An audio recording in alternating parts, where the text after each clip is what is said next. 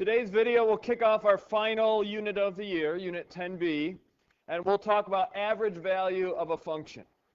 We will apply integration to find the average value of a function over a given interval. Now, if we have a finite set of numbers, we know we can take the average by dividing how many of them are there.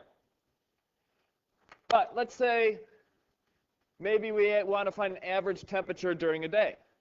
Well, you could have an infinite number of possible temperature readings. So how could you possibly find the average temperature throughout that time period? Well, let's think about this. Let's say we started at A and ended at B. So that's our interval. We're going to divide that interval into n subintervals. This should hopefully look familiar. The width of those we will get by doing b minus a over n. And we'll pick some points in those subintervals to use to calculate the average. So basically, we're picking our y value, one y value from each of the intervals, and taking the average of that. Well, you might see where this is going. As our number of intervals becomes larger and larger, we'll be taking more and more averages, and eventually that should approach something as n goes to infinity, and that will end up being an integral. Well, knowing that delta x was equal to b minus a over n, we know that we need to divide by n when we take the average. Well, here's all our y values. We need to divide by n. Well, if we cross multiply, we get n times delta x equals b minus a.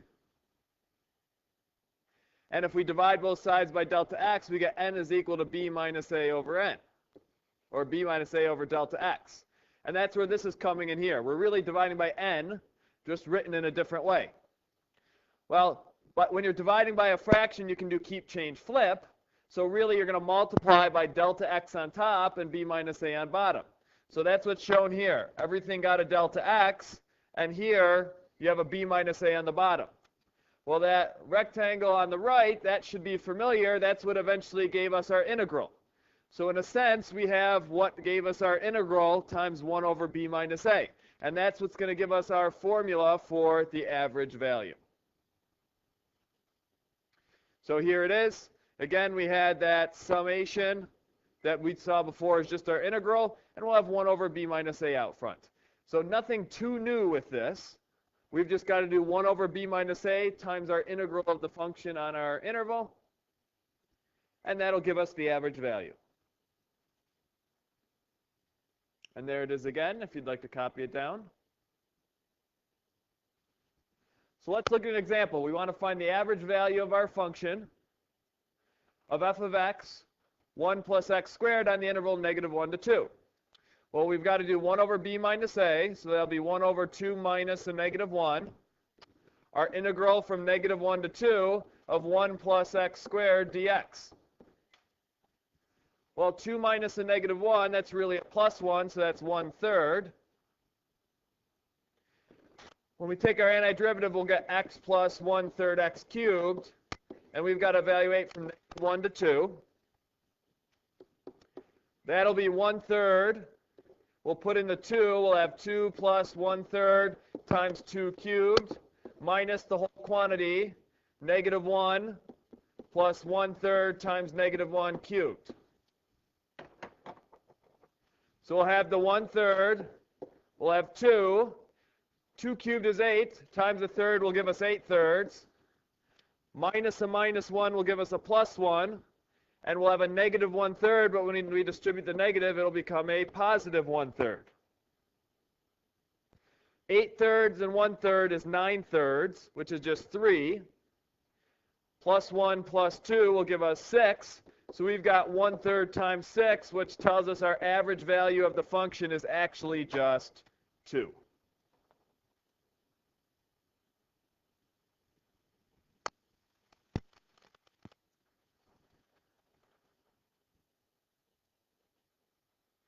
Now, notice when we drew in a rough value of what our average temperature was, in this particular case, our actual temperature hit the average value twice. Well, by the mean value theorem, we can actually guarantee that it must hit the average value at least once if it's going to be the average of the interval. So here's what we said to find our average. This is saying there must be some y value in our interval that has to equal that average. So that's the next thing we're going to be curious about, is what is that value? And to think about what that means geometrically, if you multiplied both sides here by b minus a, we would get f of c times b minus a. Well, f of c is just a height, some y value, and b minus a is the width of our interval, where this is our area under the curve. So what this is really saying, if you see it as a picture here, that's saying that our area of that rectangle underneath our average value should be the same as the area underneath our curve. So the next thing we'll do is we'll see at what x value, or it could be more than 1, does our function take on that average value. Well, we already found a second ago that our average value of 1 plus x squared from negative 1 to 2 was just 2. So all we're going to do now is we're going to take that 2 and we'll set it equal to our 1 plus x squared. Well, when you subtract the 1 over, you get 1 equals x squared. Take the square root, you get that x is equal to plus and minus 1. So we in fact get two cases in this one where it will equal the average value. So our function takes on what happens to be our average value in two places. The mean value theorem guarantees that it'll occur at least once. And here's a picture of that. There's our 2 drawn. There's our curve from negative 1 to 2. And notice it does in fact hit the curve twice at negative 1 and 1, which is what we just found.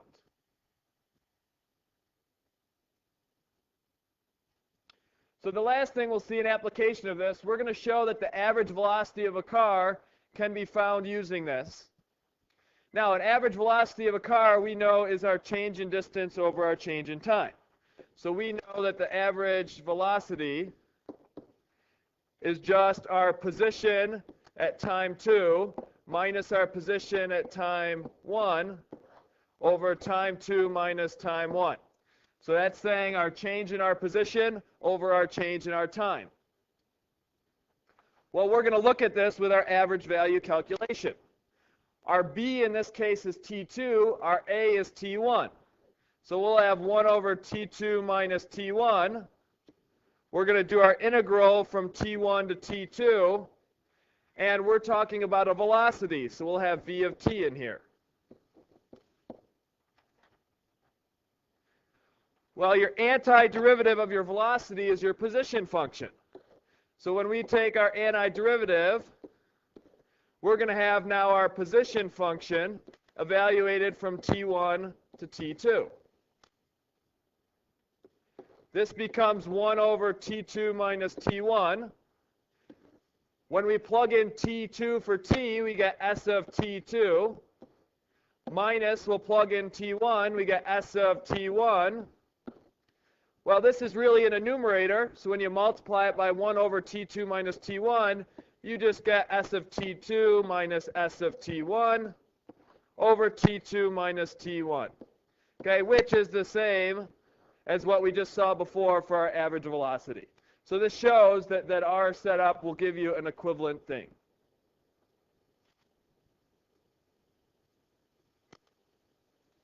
That's it for today's video. We'll see you next class period.